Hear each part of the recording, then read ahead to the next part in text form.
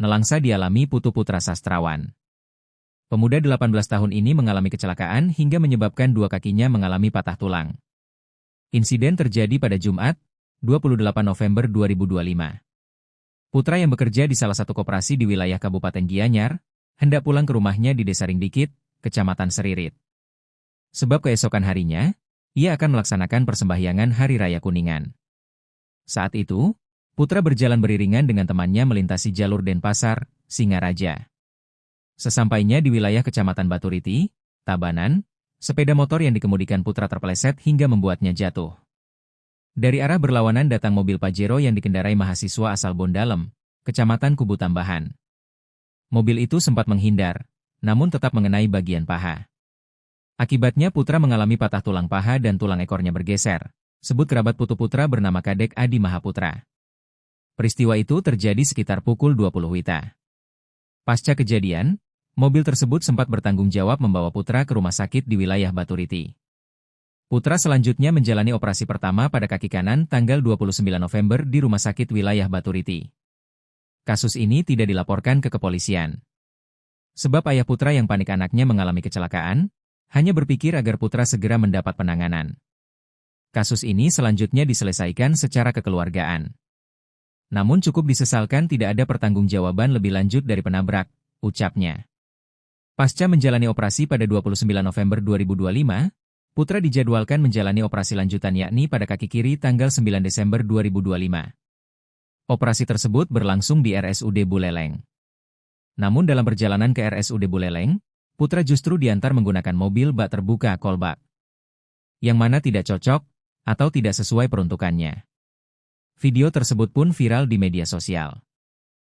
Mengenai hal ini, Kadek Adi menjelaskan jika ia sebelumnya sudah menyarankan agar meminjam mobil ambulans di puskesmas. Sebab tidak memungkinkan Putra dibawa dengan mobil penumpang, mengingat dua kakinya patah. Ayahnya sudah bicara ke pihak puskesmas Seririt 3, tapi tidak ditanggapi. Alasan dari puskesmas takutnya ada emergensi pasien lain. Sedangkan ini sudah pasti ada pasien emergensi yang membutuhkan, ucapnya. Karena tidak boleh pinjam ambulans, akhirnya keluarga memutuskan pinjam mobil kolbak milik tetangga. Kemudian mengantar Putra ke RSUD Buleleng pada Selasa, 9 Desember 2025. Kami tidak tahu kemana harus menghubungi untuk peminjaman ambulans. Selain itu ada juga Buleleng Social Community, BSC, tapi saya juga tidak tahu kontaknya, ucap dia. Saat ini Putra masih menjalani masa observasi pasca operasi di RSUD Buleleng. Pihak dokter menyebut Putra boleh pulang setelah 2 hari kemudian. Informasi dari dokter mungkin lagi 2 hari baru boleh pulang. Karena sekarang panasnya naik turun, imbuhnya. Sementara itu Kepala Dinas Kesehatan, Dinkes, Buleleng, Dr. Sucipto telah memanggil Kepala Puskesmas Seririt 3 untuk melakukan klarifikasi dan evaluasi. Berdasarkan hasil telusur lapangan, terungkap peminjaman mobil ambulans tidak bisa dapat diberikan karena proses peminjaman tidak sesuai SOP yang berlaku.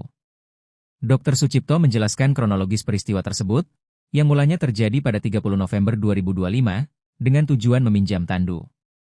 Kemudian pada 5 Desember 2025 keluarga pasien datang lagi ke puskesmas untuk meminta rujukan terkait proses perawatan.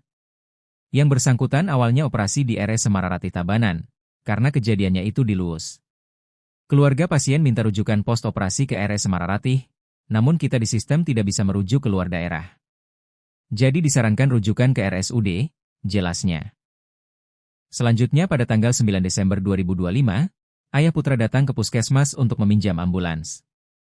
Namun pihak puskesmas tidak memberikan pinjaman karena tidak sesuai SOP yang berlaku.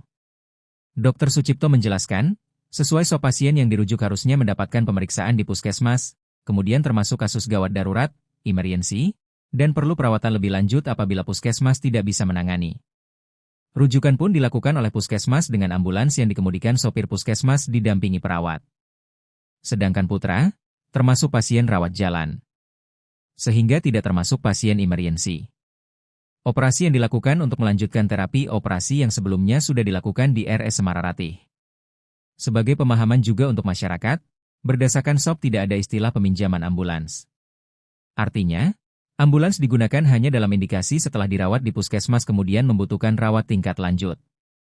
Misalnya rumah sakit tipe D, tipe C, ataupun yang lebih tinggi, jelasnya. Kendati demikian, pihaknya menyampaikan permohonan maaf yang sebesar-besarnya atas peristiwa yang terjadi. Ia juga berkomitmen untuk melakukan evaluasi menyeluruh terhadap pelayanan kesehatan di Kabupaten Buleleng. Mengenai kasus ini, kami memohon maaf. Kasus ini sebagai kritik dan masukan bagi kami, untuk meningkatkan pelayanan dan juga memberikan edukasi pada masyarakat. Kedepan, kami akan menyiapkan petugas di rumah sakit dan puskesmas, untuk memberikan informasi yang benar pada masyarakat. Sehingga tidak terjadi miskomunikasi, tandasnya. Download Tribun X sekarang. Menghadirkan lokal menjadi Indonesia.